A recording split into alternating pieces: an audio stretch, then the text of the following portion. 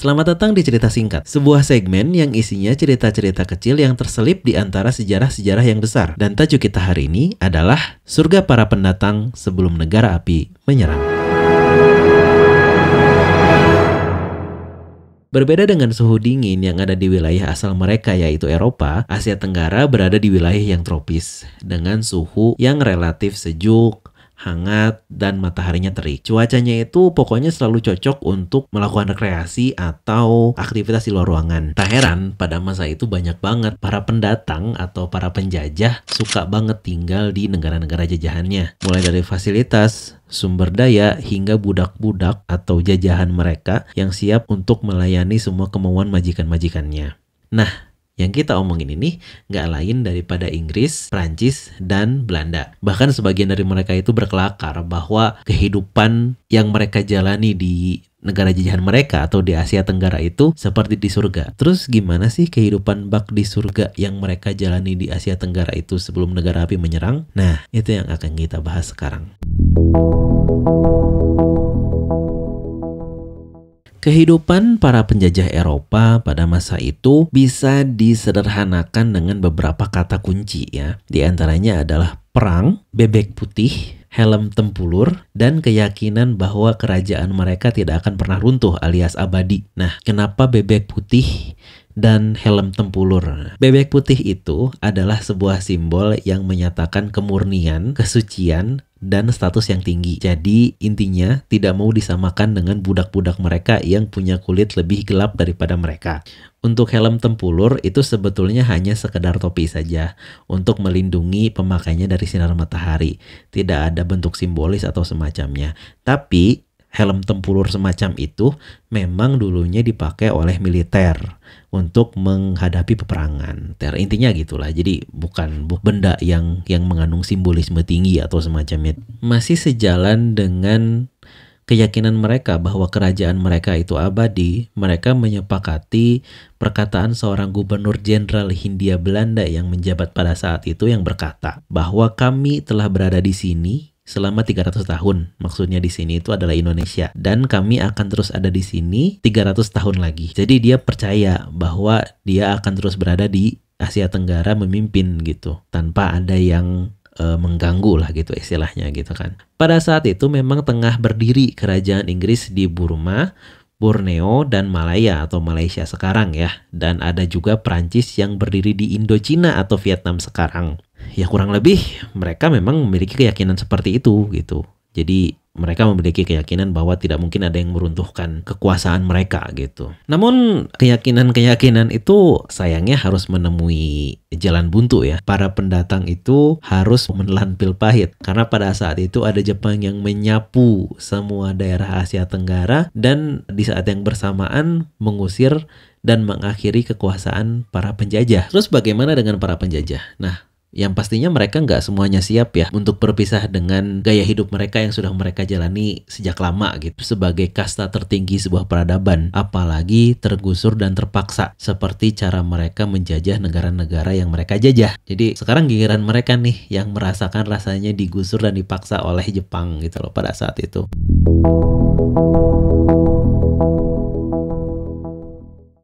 Cara paling mudah untuk mendeskripsikan bagaimana cara hidup para penjajah di Asia Tenggara pada masa itu adalah dengan membayangkan kursi penonton yang terang, empuk, nyaman, dan paling depan gitu. Dibandingkan dengan kursi penonton yang ada di belakang, gelap, bau, kotor, dan nggak nyaman gitu loh intinya. Kurang lebih seperti itu gitu loh. Jadi ketika para penjajah itu ada di kursi yang depan dan VIP dengan segala treatment VIP-nya itu, ada kursi di belakang yang bahkan mungkin nonton pertunjukannya aja nggak bisa gitu loh. Di sini para penjajah jelas-jelas menarik sebuah batas ya, dimana batasan itu adalah batasan antara mereka yang menjajah dan mereka yang dijajah, mereka yang putih dan mereka yang non putih, orang-orang yang mereka anggap sebagai masyarakat kelas 2 atau manusia rendahan yang aneh dan menjengkelkan gitu loh. Dan anggapan bahwa warga-warga asli itu rendah dan menjengkelkan itu biasanya datang dari ya pendidikan mereka yang kurang tinggi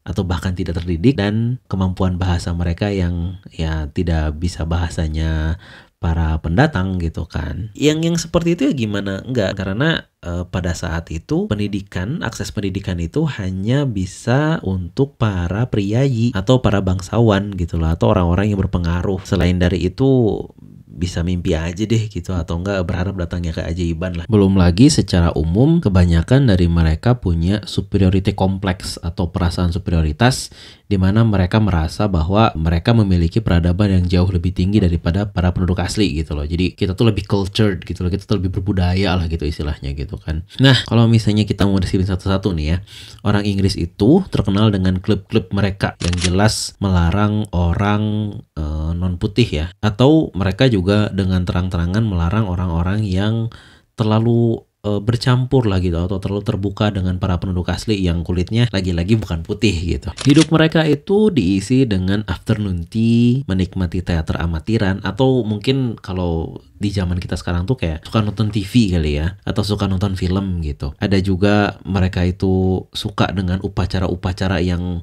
ketat dan mencolok gitu ya, karena pakai baju-baju ya. Dilihat juga kalau misalnya sekarang ada upacara-upacara kenegaraan atau upacara-upacara kerajaan di Inggris sana, itu kan pasti orang-orangnya itu pakai pakaian-pakaian yang dengan warna yang mencolok gitu ya, warna merah atau warna-warna semacamnya ya, dengan berbagai macam protokolnya gitu kan. Ada juga olahraga outdoor seperti tenis, rugby, polo, dan golf atau dan lain-lainnya gitu. Pada saat itu tenis dominan dimainkan oleh yang perempuan ya, londo-londo yang perempuan, noni-noni ya. Sementara rugby dan golf lebih dominan oleh mereka yang laki-laki. Nah, pada tahun 1935 saja di Singapura itu ada kurang lebih 2000 lapangan tenis dan 6 lapangan golf yang sangat luas gitu loh. Jadi ya bisa dibayangkan betapa sukanya mereka dengan tenis dan golf gitu. Dalam gambar ini tampak orang-orang Inggris dengan celana pendek besar. Mereka sedang bermain rugby di depan gedung sekretariat Federal Kuala Lumpur tahun 1923 dalam final Malaya Cup. Sikap orang Inggris pada masa itu didasari oleh konsep The Raj. Nah, The Raj secara kasar berarti kekuasaan Inggris yang tinggi. Nah, itu kan Inggris ya. Di sisi lain di Vietnam atau pada masa itu Indochina ya, Prancis memerintah dengan cara yang gak kalah kolonial dengan Inggris, yang jelas-jelas memisahkan si kulit putih dan si kulit non putih. Kehidupan mereka berkisar di makanan-makanan yang gourmet atau makanan-makanan enak. Wanita-wanita Vietnam yang disewa tiap minggunya untuk melakukan banyak hal. Nah, ada juga minuman-minuman beralkohol ya.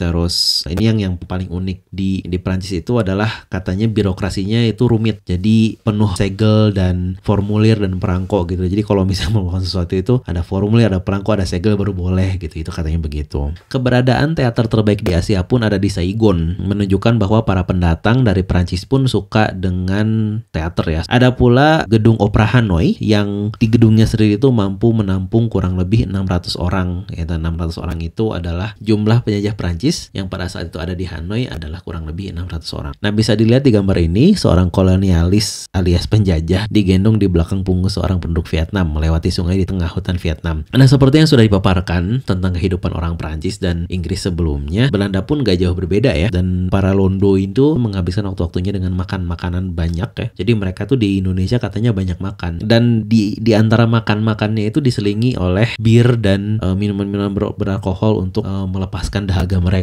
gitu. Nah, ini yang unik dan berbeda di antara Belanda dengan penjajah yang lainnya ya, adalah orang-orang Belanda pada masa itu rata-rata suka sarungan di dalam rumah gitu loh. Dan di rumah itu si orang Belandanya itu akan menyimpan 1 atau 2 nyai gitu ya untuk melakukan segala hal yang dia inginkan gitu loh. Jadi dia akan sarungan di rumah gitu kan, bener-bener di rumah sambil menikmati waktunya dengan para nyainya itu gitu loh. Ya, satu hal lagi sih yang membuat Belanda itu berbeda dengan Prancis dan Inggris ya gitu. Di sini Belanda itu lebih kasar atau bahkan keras gitu ya terhadap budak-budaknya gitu lah, terhadap orang-orang yang diajahnya gitu. Karena sebagai contoh itu kan kita udah tahu ya ada yang namanya kerja rodi, itu kan kerja paksa. Bekerjanya tuh dibayarnya tuh cuman sekitar 4 sen gitu loh pada saat itu, dan itu tuh bisa dibilang nggak berharga apa-apa lah gitu.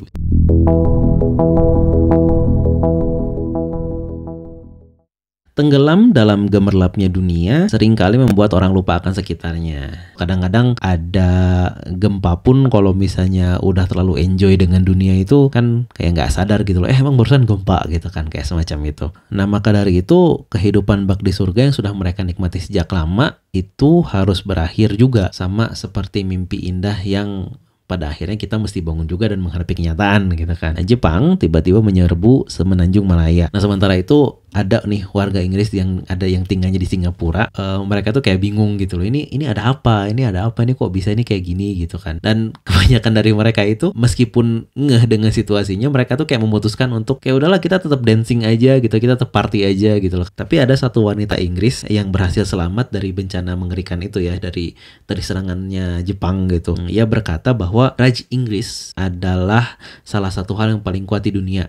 Namun ketika Raj hancur, maka semua ingin membunuh satu sama lain. Ya intinya pada saat itu, Raj itu adalah sesuatu yang bikin mereka bersatu gitu loh. Tapi kalau misalnya si Raj ini udah beneran hancur, ya mereka mau bergantung pada apa lagi gitu kan, selain pada insting masing-masing gitu kan. Nah dalam jangka waktu kurang lebih 6 bulan, Jepang berhasil menguasai sebagian besar daerah Asia Tenggara dengan tajuk Kawasan Kemakmuran Bersama Asia Timur Raya. Konsep yang ditawarkan oleh Kekaisaran Jepang pada saat itu untuk propaganda lah ya, propaganda Jepang pada saat itu untuk orang-orang di kawasan Asia itu tunduk gitu pada Jepang. Pastinya nggak ada lah ya yang pengen meninggalkan kenyamanan yang mereka punya. Dalam kasus ini tak ada yang ingin meninggalkan surga mereka gitu loh. Tapi masalahnya jangankan 300 tahun, 6 bulan bertahan dari serangan Jepang pun mereka tidak bisa gitu loh. Disebutkan juga bahwa penyebab utama kenapa sekutu daerah Asia Tenggara itu bisa kalah dari Jepang, dan di antara alasan utamanya adalah karena pada saat itu sekutu meremehkan serangan dari Jepang gitu loh. Jadi mereka menganggap bahwa serangan Jepang itu insignifikan lah gitu, nggak ada apa-apanya gitu kan. Nah ketika pasukan mereka berhasil ditaklukkan, sayangnya ada bantuan dari negara-negara sekutu pun, sayangnya Jepang itu pada saat itu udah berhasil mengkonsolidasi posisi mereka di negara jajahan-jajahannya mereka gitu ya, sehingga posisi mereka itu cukup kuat dan pasukan-pasukan bantuan dari negara-negara sekutu pun tidak berguna gitu sama sekali, atau bahkan nggak ada efeknya sama sekali untuk mengusir Jepang gitu pada saat itu. 300 tahun jadi bangsa yang dominan di sebuah bangsa. Ya, di 300 tahun menjadi seorang penjajah gitu loh. Bisa dibilang nggak ada lawan lah kan gitu kan. Tapi yang seperti itu tuh kalau misalnya lama-lama bikin kita lengah juga gitu loh. Dan kelengahan dari prajurit-prajurit sekutu yang merasa sudah berada di puncak itu pasti kalah dari mereka orang-orang Jepang yang punya spirit Bushido atau spirit warrior yang tinggi gitu loh, spirit pejuang yang tinggi gitu kan. Jadi ya mungkin itu juga yang menjadi alasan kenapa pada saat itu sekutu bisa kalah gitu loh dari Jepang gitu kan.